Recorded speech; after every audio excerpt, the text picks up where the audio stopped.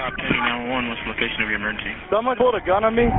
This guy asked for a cigarette. We told him he doesn't have a cigarette. He's drunk, and he pulled a gun out on us. I disarmed him. Who has the gun? I have the gun. It's disarmed. It has hollow points in it. It's a Glock. I want you to stand there, and I want you to put that gun on the ground, okay? Do not have it in your hand when they pull up. Okay, it's on the ground. Okay, tell them the gun's here and point to the ground, but keep your hands to where they can see them. Okay.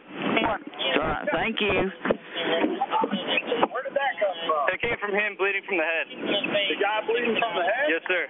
Matt Solon, the guy with his hands on the trunk, is the one who called police to the bar parking lot. It's about 2 in the morning, and I'm with my girlfriend and a couple friends. And we're leaving. We're all sitting by my car about to say goodbye. He just comes up to us and he asks for a cigarette. And we're like, we don't smoke. We don't have a cigarette. I'm sorry. Turns around and then pulls out a gun, and his girlfriend's freaking out, like being like, no, no, no, what are you doing? I knew I had to do something. You could have been shot. Right. Your friends could have been shot. Right. Solon served in Afghanistan. One of his army buddies faced the gunman with him that night, Michael Loudermilk, son of Georgia Congressman Barry Loudermilk. The two military veterans and their dates told Kennesaw police they were confronted by a drunk man waving a gun. Then I see him point the gun at us. So immediately, muscle memory, I go and I hit him in the face, elbow him, take the gun away, and then just beat him over the head with it till he was down.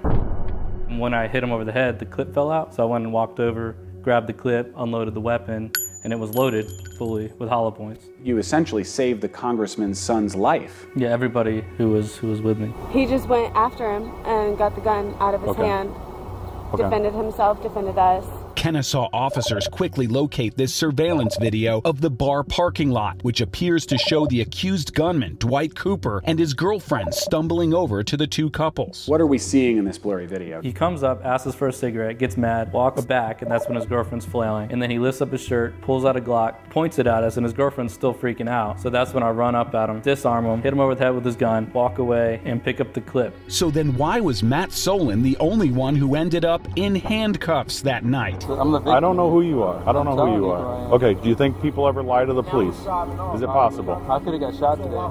Yep, me too. That's my job. I was in the military for 6 years. I think I know that. Congratulations, sir. I was in Afghanistan. I know exactly what danger is. This guy asked for a cigarette. We told him he doesn't have a cigarette. He's drunk, and he pulled a gun out on us. I disarmed him. Did he get shot? No, he didn't get shot. I kicked him in the face. Where did that come from? It came from him bleeding from the head. The guy bleeding from the head? Yes, sir. I'm not armed. You want to test me or frisk me or whatever? You're fine. Just don't move, and there's not an issue with that. Don't go reaching in your pocket, man. You just way to get thrown on the ground. Don't be stupid. I understand completely. You're not exactly being cooperative either. I'm putting him in my car. Matt Solon, the man who disarmed the accused gunman, is the only one handcuffed. Until we figure this out, you're being detained. Sure. Did I do something wrong? I don't know what's going on. We're trying to detain you to figure out what's going on. Does that make sense? Yeah, but did I do something wrong? Did I do something wrong or no? And that's his gun? This was laying over there on the floor. I'm not sure. Officers spend much of the next hour trying to figure out what happened with the accused gunman bleeding on the ground. One guy apparently got whacked upside the head. Possibly with this. He supposedly took a gun out and hit him in the head. No, it was that dude's gun. Right. He took the gun off. He says he took the gun off him, hit him in the head. Radio told us that the guy that got kicked was the one who had the gun, pulled it, got kicked, the guy took the gun and left. While the combat veteran who saved lives sits in the back of a patrol car. Well, you give us just a minute, we'll get your story in a minute, okay? Okay. I was making sure I'm getting my story. I mean, you guys wouldn't even be out here if I didn't call you. Look at it this way, man. I'm done talking. Anytime we show up on a call, we have to do what we can for safety reasons until we can safely ask everybody questions. We got one guy with a gun, one guy bleeding, so we detain, and we wait till everything calms down, then we start asking questions and kind of figure out what happens in the scenario, just so you know why you're sitting back here. No, I have no idea why I'm sitting back here. It doesn't explain anything. Good luck with that guy. What did he say to you? That's why he's back there. I don't know who he is. He says, I saved their lives. I don't know why I'm back here. Y'all aren't doing your damn job. And all I know is he's the last one to touch the gun. Matt, step on now. Yes, sir. I had him under control, I feel like. You had what under control? The whole situation. I had him on the ground. I had him taken care of until the ambulance. I had it disarmed. And what else did you guys do?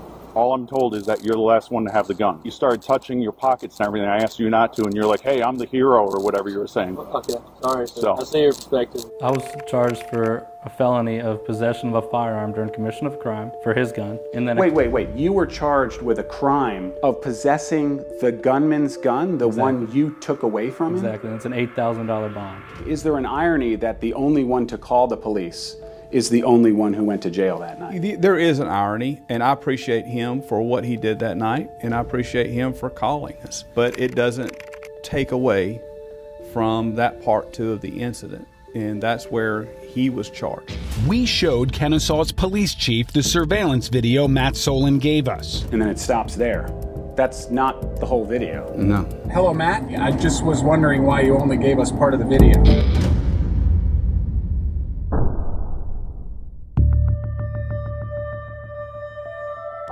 Get a gun pulled on me in order to save 3 people's lives, disarm the guy, keep them there because they wanted to run, and I get thrown in the back of the cop car. Matt Solon got arrested after disarming an accused gunman in a bar parking lot. He was the one who called 911 and told dispatchers exactly what happened. Someone pulled a gun on me. The guy asked for a cigarette. We told him he doesn't have a cigarette. He's drunk, and he pulled a gun out on us. I disarmed him. Did he get shot? No, he didn't get shot. I kicked him in the face. But responding officers thought it was a fight involving a gun. We have a subject that's armed and an active 29 or fight.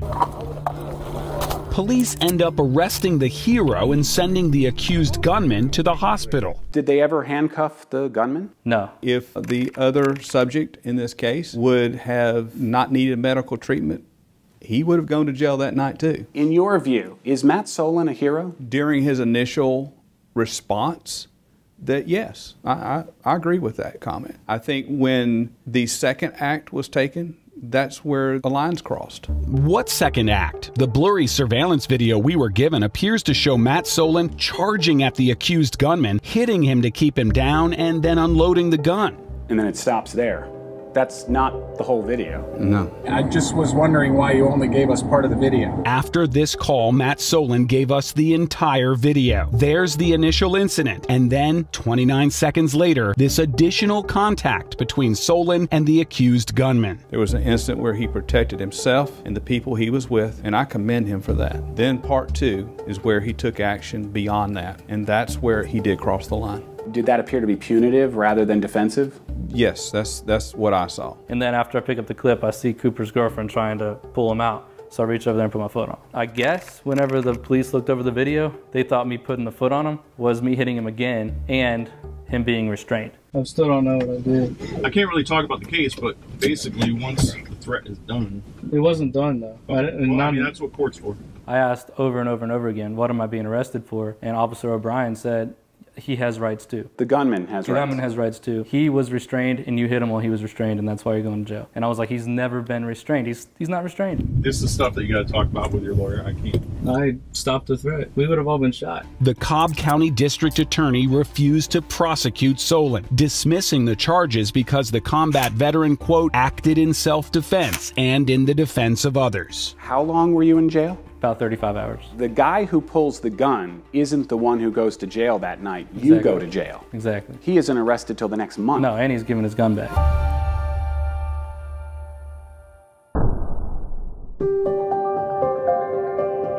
Just got a little bit of a swollen eye, that's it. Is it gonna be good? Yeah, you're gonna be fine. How did I get it? What did I do? I don't know. I'm trying to find that out. Oh my god, bro. Hey, what's your name? Cooper.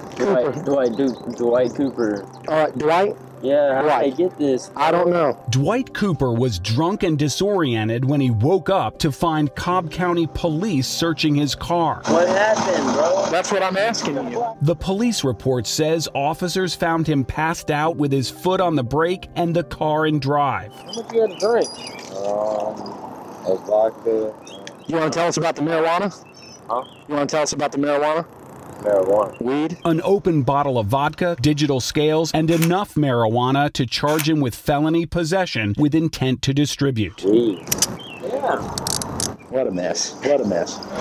Police also found a 9mm handgun. I have a gun. I have a 9. I have 1 clip. His bond conditions included not drinking alcohol, but the box that would have prevented Cooper from legally possessing a firearm was left unchecked. 2 months later, he would show up in a bar parking lot, according to police, with a loaded .40 caliber Glock, while out on bail for felony gun and drug charges. He was in this weird netherworld between having been arrested and not having yet been indicted. In a sense, Cobb County put this guy back on the street with a gun to then face you and your friends in the parking lot. He should never have been there. No. Matt Solon says he disarmed Cooper, beat him down, and called 911.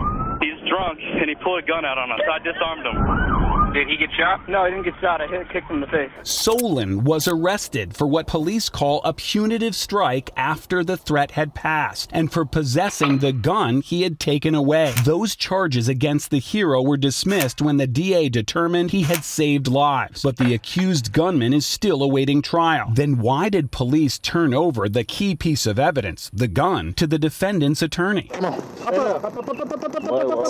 we go. Remember that first arrest? Cooper ended up pleading guilty to the drug charge, and convicted felons can't own guns. So Cooper sold his guns to his own lawyer for $1. A judge signed an order turning Cooper's pistols over to his defense attorney, including the Glock from the open criminal case. I want you to stand there and I want you to put that gun on the ground, okay? Do not have it in your hand when they pull up. Okay, it's on the ground. But now it's the vindicated hero who has to worry every time he sees an officer. They're going to see this when they run my plate, that I've been arrested before. For a gun-related charge. For a gun-related charge, right. And they're going to think in their head, oh, this guy just had a good lawyer. He got off it.